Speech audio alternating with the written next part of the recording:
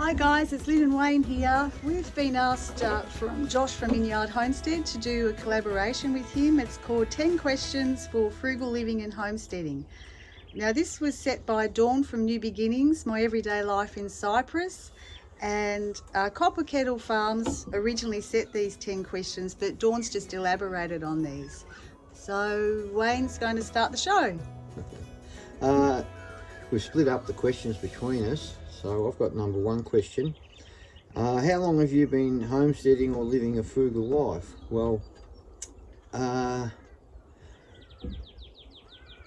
we've been together living a pretty frugal life for how many years? 36 years. 36 years, Lynn knows it to the T. Anyway, as a child I grew up on the farm, and I seen my mum and dad. Mum did a lot of preserving and bottling and that type of thing, and we always lived off our own produce here on the farm. Dad, we always killed meat and had our own vegetables, fish, everything. So it was sort of ingrained in me a bit, so that later on in life, that's what I wanted to get back to. I wanted to get back to my roots. So yeah, that's question number one, and I think I've got question number two. You do? What country are you from and where are you now? Plus, why did you choose that location? Well, we live in Australia. We travel around Australia a bit looking for areas to live in, and we always like this area. We're in far east Victoria in Australia, and that's where we are now still. We went away, came back, went away, came back, and we were always drawn back to this area because we're close to the mountains, we're close to the ocean, we're 4 hours from the city, and it's just a nice location. We really like it here. So that was question number two. Now it's Lynn's turn. Now it's my turn. Okay, number three is, if you could grow one fruit and one vegetable, what would they be and why? So number one is the fruit. That Wayne and I love growing apples because apples always have a great harvest. They produce really well. They don't get that many diseases, and you can do so many things with apples. So I preserve them, I can them, put them in fowler's jars, I dehydrate them, you can make apple pies. The list goes on and on with apples. We just love apples because they're so versatile. And apples keep a long time too, so you can pick them in the autumn, and you can just store them and they keep over winter, whereas apricots and peaches, as you know, don't do that unless you pick them really green, and then they're tasteless. So yeah, apples is our fruit, and vegetables is, of course, what a lot of people pick is the humble old tomato. So the tomato, Wayne and I just love tomatoes, but we grow a lot of varieties. We love the heirloom types, the flavour is so nice, but Wayne also likes the tiny toms. They're about that big, and they're not like the real tiny tomatoes, but they've just got such beautiful flavour. Even on a sandwich, they're really nice. So yeah, tomatoes is our favourite vegetable, which is technically a fruit, but I'll call it a vegetable. So am I next? I'm next. Yeah. Okay. Okay. Oh yeah, tomatoes are great producers too. All right. So number four is, one best tip for frugal living. Well, probably what Wayne and I have done all the time for best tip for frugal living, what we've lived by, is we eat less store-bought food, and we try to as much as we can. In drought, it's a little bit harder. But we eat less store-bought food, we grow more of our own, and well, I can't even read my own writing here. Then you just need the basics like flour, salt, sugar. You know, we live very basically with our food, so our food bill's right down, and that money can be spent on other things. So that's our frugal tip for most. Buy less from the supermarkets and your local stores, and try and produce as much as you can. Couldn't read your own writing. I know, I can't. I can never read my writing. Lynn will leave notes to me around if she's gone away, what I've got to do here or there with the dogs or things. I'll end up ringing and saying, I can't read your writing. I know. Nothing wrong with my writing. There is. I can't read it. Okay. Number 5 is me. See if I can read it. One best tip for homesteading. Okay. All right. So I don't have to read this. So my main tip for homesteading is try and relax. I mean, we've all got lots of jobs to do. You can just walk outside and see all the jobs you have to do. So I said in an earlier video, smell the roses. So I really think you need to take time every day to relax, smell the roses, and not just stress out about all the things you have to do. So that's the biggest I keep telling you I like to smell the roses. I know. Yeah, so that's tip number 5, best tip for homesteading. Smell the roses a little bit more. Awesome. Number 6 is mine. Tell us something about you that we would never have guessed. Yeah,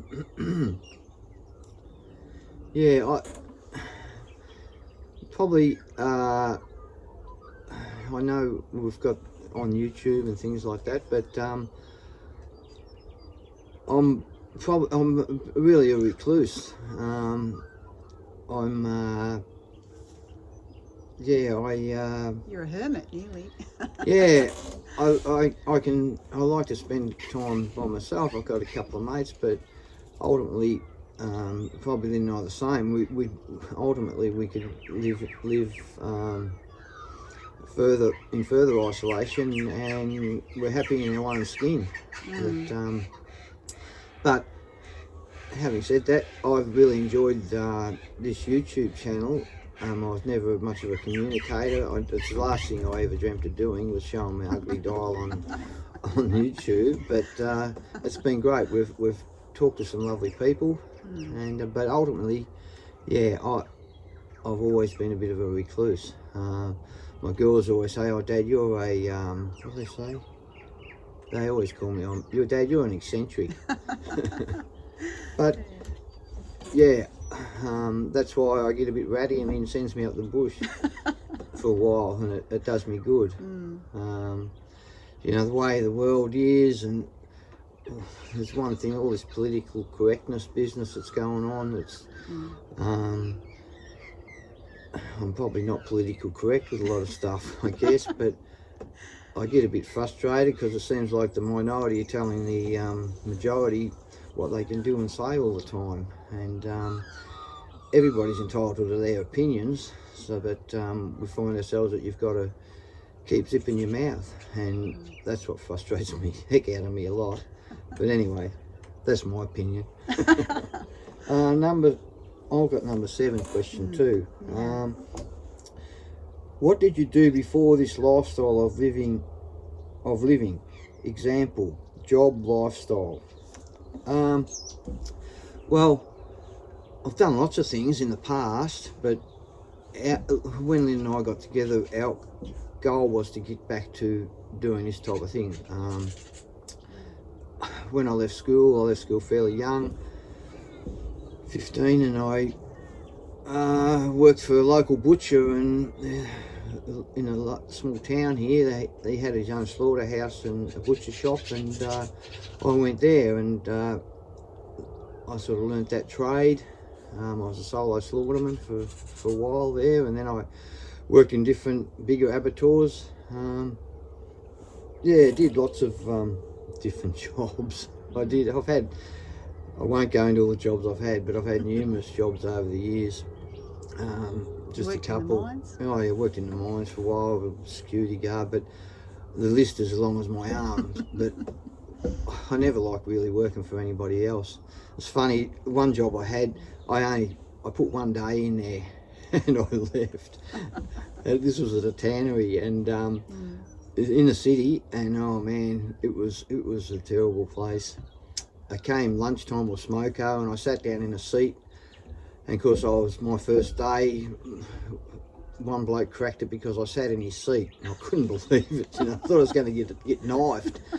And then it come to the end of the day, and we had this card, and we had to line up and put it in a clock thing, and I stood there in line, and I looked at this, and I thought, this is just garbage.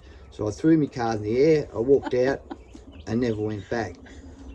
But it wasn't long after that we got back here into the country, and we've worked for ourselves ever since. We've always joked with our girls, we said, cram, I've said this once before, cram means work for yourself. That's our last name. So we've done that ever since, and it's been good. Sometimes it's been a bit tight, but things have been great. We've been our own bosses. Yeah. So anyway, that's a bit of a ramble on that question. Wayne's very independent. So you're I'm number 8. number 8. Okay. So tell us about your style of growing methods and why you use that method of growing crops. Well, that was a little bit of a tricky question because I thought about this and I thought, well, I've actually invented my own style of growing methods. That's called the adaptability methods. And so we've been really adaptable with our growing methods over the time. We've tried biodynamics, permaculture. We try and incorporate nearly all the growing methods into our property and our climate, because you have to be really adaptable. You can't just get very religious on one type of growing method, because things change. You get droughts, you know, some things working better in dry, some work better in wet seasons. And so yeah, we're pretty adaptable with our growing methods, aren't we, really? Yeah. So who's doing 9, you or me? You. Me. Okay. Where'd I write 9? I don't think I've written You'll it. have to ad-lib it. Okay, here it is. I'll ad-lib. Okay, I've been trying to ad-lib. Okay, list the main crops, trees or produce you grow and tell us something you don't currently grow. Well, we're in like a Mediterranean style climate here. It's temperate, and we grow pretty much everything, don't we, really? Except one thing we haven't grown, well, 2 things we haven't. We haven't grown cherries. They take about 7 years to produce, so we've never really grown cherries. We did have cherry trees years ago on another property. But peanuts. Peanuts is what we've never grown. Wayne's father grew peanuts, and he grew them quite well. So we're going to try and grow peanuts, maybe this season. So we'll see how we go. And that's me. The last question is, give us any links to find out more about you and your homestead or frugal living, and links to anything you may sell, and tell us why your channel is unique. Well, I guess if you check out our playlist and Homestead Oz, and you can check out some of our videos. But as far as selling anything and things like that, we're not doing anything like that. But No. off the farm we sell cattle, horses, and we sell a few puppies. So yeah, and uniqueness, well, I don't think we're anything special or unique. No. There's a lot of people trying to live this lifestyle, and yeah, but anyway, we'd like to tag 3 other Aussie channels for this collaboration, and I think we're allowed to do 3, are we? I think we can do 3. Josh won't go crook at us.